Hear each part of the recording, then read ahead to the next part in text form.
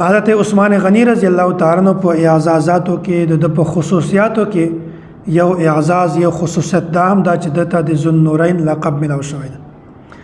دته ذوالنورین ویل کېده نبی علیه الصلوۃ والسلام خپل دوه لورګانې حضرت رقیه رضی الله تعالی عنها حضرت ام کلثوم رضی الله تعالی عنها دا نبی علیه الصلوۃ والسلام یکه بعد دیګره حضرت عثمان غنی رضی الله تعالی عنہ په نکاح کې ور کړی وي اول چې کله نبی علیه الصلوۃ والسلام خپل یو لور حضرت رقیه رضی الله تعالی عنها حضرت عثمان غنی رضی الله تعالی عنہ په نکاح کې ور کړه بیا څه وخت ورسره تیر کو هغه نه بعد د انتقال وشو انتقال نه بعد نبی علیه الصلوۃ والسلام خپل بل لور حضرت ام کلثوم رضی الله تعالی عنها د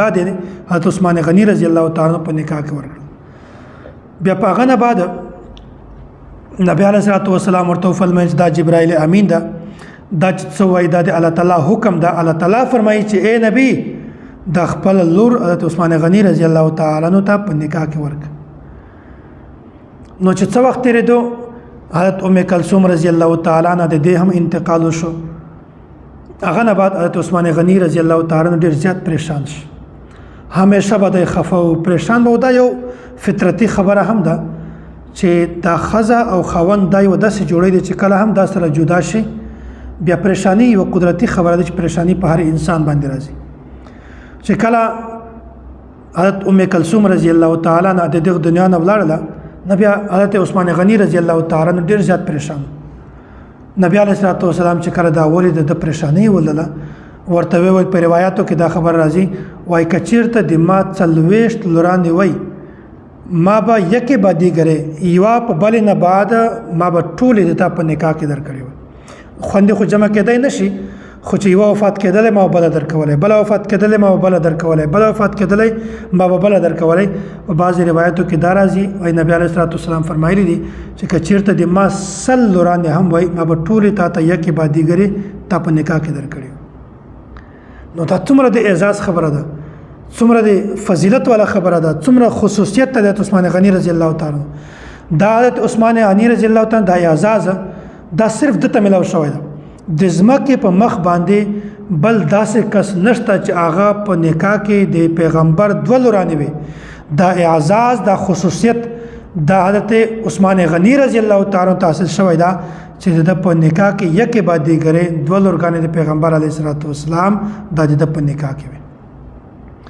نو حضرت عثمان غنی رضی الله تعالی عنہ دا عام انسان نه ده بلکې ذوالنورین د لقب ده بعض خلک دا اعتراض کوي وای ذوالنورین دا ته وایي چې دوه نوران وای دې مطلب دا ده چې حضرت رقیه دا هم نور ده حضرت ام کلثوم دا هم نور ده نو چې کله د پیغمبر علیه الصلوۃ والسلام نورانه دا نور دي نو دای په خپل نور ولې نه نو دا مطلب دا اشکال دا کوي اعتراض دا کوي چې پیغمبر علیه الصلوۃ والسلام هم نور ده د دنو لورانه هم نور دي د وجنه د توای ذوالنورین دا تسنیه جمع تسنیه څنګه ده نو اصل خبره ده چې ذوالنورین په دی وجه نه ورته وایي چې د لورګانې دا نور دي د نور خو بچیان نه وي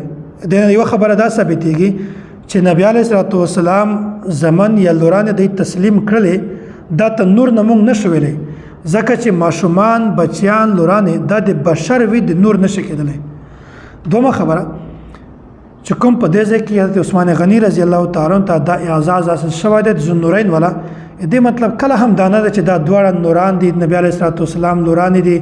دا د نور نه دي لہذا دا وجه نه دا ته نور وای نه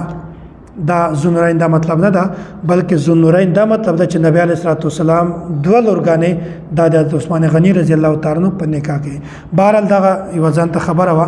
نو حضرت عثمان غنی رضی الله تعالی عنہ ته ذوالنورین لقب ځکه ملاو شوی ده چې نبی علیه الصلوۃ والسلام یو لور حضرت رقیه رضی الله تعالی عنها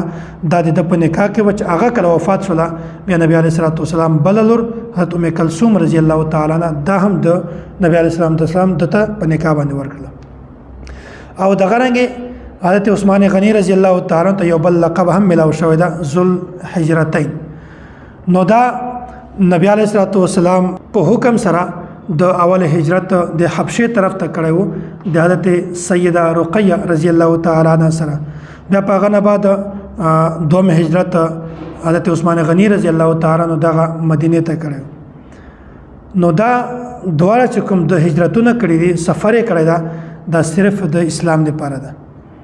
نو د اسلام لپاره هجرت کول سفر کول دا هم د ثواب خبره ده نو حضرت عثمان غنی رضی الله تعالی عنہ دا هغه صحابي او هغه اعزاز ورته حاصل شوی وو هغه خصوصیت ورته حاصل شوی وو چې د په نکاح کې د پیغمبر دوه لورګانې دي حالانکه دا اعزاز دا خصوصیت دا بل هیڅ کس ته هم حاصل نه ده